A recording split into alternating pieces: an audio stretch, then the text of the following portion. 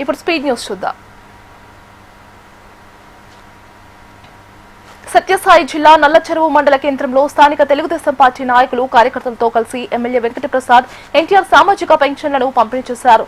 MLA వీధిన తిరగతో ఇండ్ల వద్దకు వెళ్లి లబ్ధిదారులకు స్వయంగా తానే పెన్షన్లు పంపిణీ చేశారు. కూటమి ప్రభుత్వ అభివృద్ధి పాలనపై అవగాహన కల్పించారు. ఎగువ ప్రాంతాల్లో కురుస్తున్న భారీ వర్షాల నేపథ్యంలో ఏలూరు జిల్లా వేలేరుపాడు మండలంలోని పలు గ్రామాలు వరద ముంపునకు గురయ్యాయి. దీంతో ఎమ్మెల్యే చిర్రి బాలరాజు వరద ప్రభావిత ప్రాంతాల్లో పర్యటించారు. జాయింట్ కలెక్టర్ అభిషేక్ తో కలిసి వేలేరుపాడు ఎంఆర్ఓ కార్యాలయంలో పరిస్థితులపై సమీక్ష నిర్వహించి అధికారులను అప్రమత్తం చేశారు. అనంతరం జిల్లా ఎస్పీ ప్రశాంత్ కిషోర్ తో భేటీ అయ్యి వరద ప్రభావిత ప్రాంతాలను సందర్శించి సహాయక చర్యలను పరిశీలించారు. మంచిర్యాల జిల్లా బెల్లంపల్లి కొత్త బస్టాండ్లో భారీ గుంత ఏర్పడటం కలకలం రేపింది. నిత్యం వేలాది మంది ప్రయాణికులు రాకపోకలు సాగించే బస్టాండ్ ప్రాంగణంలో ఈ ఘటన చోటు చేసుకోవడంతో అధికారులు అప్రమత్తమయ్యారు. సమాచారం అందుకున్న బెల్లంపల్లి ఎమ్మెల్యే గడ్డం వినోద్ ఘటనా స్థలాన్ని పరిశీలించారు. కరీంనగర్ జిల్లా 7వ డివిజన్ సదాశివపల్లిలో పోలీసులు కార్డన్ సెర్చ్ నిర్వహించారు. ఇంటింటా పోలీసులు తనిఖీలు చేశారు. పలు పోస్టర్స్ విడుదల చేసి గ్రామ ప్రజలతో ప్రతిజ్ఞ చేయించారు. విమెన్ సేఫ్టీ షీటింగ్ గురించి వివరించారు. నేరం జరగకుండా ఆపాలని, ఏదైనా ఇబ్బందులు ఉంటే 100కి డయల్ చేయాలని ప్రజలకు సూచించారు. వికారాబాద్ జిల్లా తాండూరు పట్టణం బస్టాండ్ మార్గంలో రోడ్డు దాటుతున్న క్రమంలో ఓ యువకుడికి సెంటర్ లైటింగ్ స్తంభం తగిలి కరెంటు షాక్ కి గురయ్యాడు. వెంటనే రోడ్డు పక్కన ఉన్న స్థానికులు అప్రమత్తమై అతని ప్రమాదం నుండి తప్పించారు.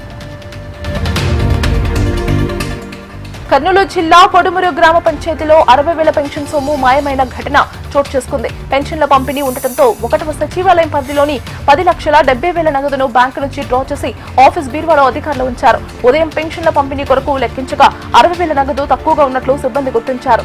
కార్యాలయ సిబ్బందిపైనే అనుమానాలు వ్యక్తం చేసిన సిబ్బంది పోలీసులను ఆశ్రయించారు. వాహనదారులు ఖచ్చితంగా ట్రాఫిక్ రూల్స్ పాటించాలని జయశంకర్ జిల్లా ఎస్పీ సిరిశెట్టి సంకీర్త్ అన్నారు. అరైవ్ అలైవ్ కార్యక్రమంలో భాగంగా జిల్లా కేంద్రంలోని అంబేద్కర్ సెంటర్లో పోలీస్ శాఖతో పాటు రవాణా శాఖ సంయుక్తంగా స్పెషల్ ఎన్ఫోర్స్మెంట్ డ్రైవ్ చేశారు. తనిఖీలో భాగంగా సరైన పత్రాలు లేని వాహనాలను సీజ్ చేశారు. నంద్యాల జిల్లాలో తాళం వేసిన ఇంట్లో దొంగలు బీభత్సం సృష్టించారు. బనగానపల్లె పట్టణంలోని కొండపేటలో నివసిస్తున్న షాలి హుసేనయ్య 10 రోజుల క్రితం చికిత్స కొరకు తిరుపతిలోని ఓ ఆసుపత్రికి వెళ్లాడు. దీంతో ఇంటికి తాళం వేసినట్లు గమనించిన దొంగలు ఇంటి తాళం పగలగొట్టి బీరువాలో ఉన్న 10 తులాల బంగారం 50,000 రూపాయలు అపహరించారు.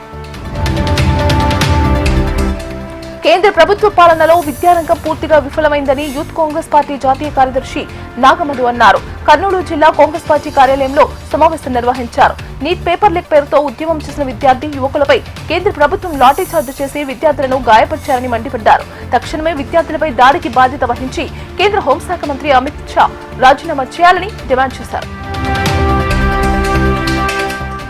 కామారెడ్డి జిల్లా హండేకేలూరు గ్రామంలో శనివారం తీవ్ర ఉద్రిక్తత చోటు చేసుకుంది. స్థానిక సర్పంచ్ ఎన్నికల్లో ఓటు వేయలేదనే కక్షతో సర్పంచ్ తన ఇంటిని కూల్చివేస్తానంటూ బెదిరించాడని ఓ బాధితురాలు గ్రామ పంచాయతీ కార్యాలయం ముందు ధర్నాకు దిగింది.